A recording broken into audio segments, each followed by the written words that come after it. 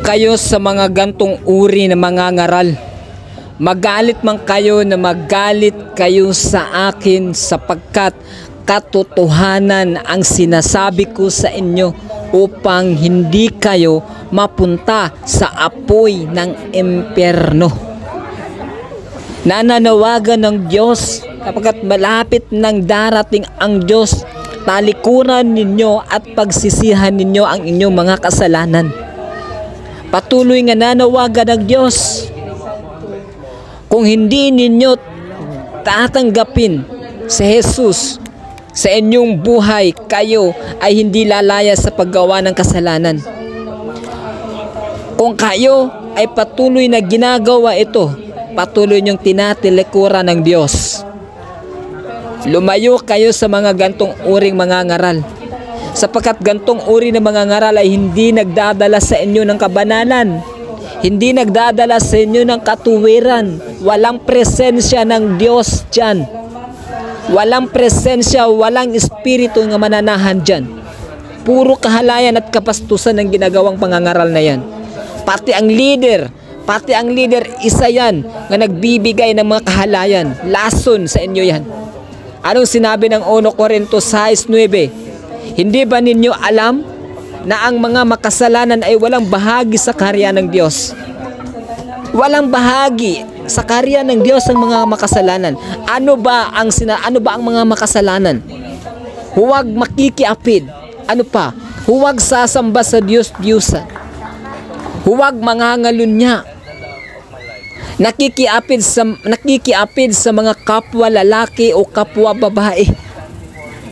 Ito bang pakikipag-ugnayan sa mga babae sa babae at lalaki sa lalaki? Ito ba ano bang mga ginagawa nito? Pwede bang mag-asawa ang babae sa babae, lalaki at sa lalaki? Ang tawag nito ay pakikiapid. Ito ba'y nagbibigay ng kapanalan? Ito'y nagbibigay ng karumihan. Ito'y hawak ng kaaway. Ito'y hawak ng diablo. Ito ang trabaho ng kaaway. Lasunin kayo.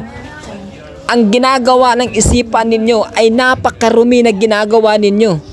Hindi ginagawa ng mga babae sa kapwa babae at lalaki sa kapwa lalaki ang mga gantong gawain.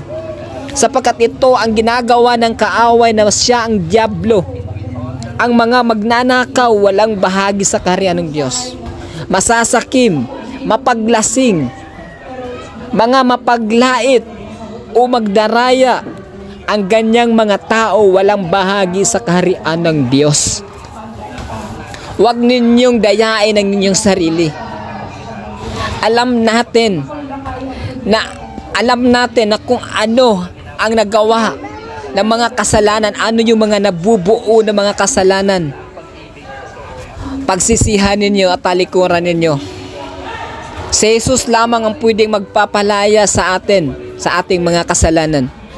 Kung hindi natin tatanggapin si Jesus, kung hindi natin kilalanin si Jesus, patuloy kang mamumuhay ng mga kasalanan.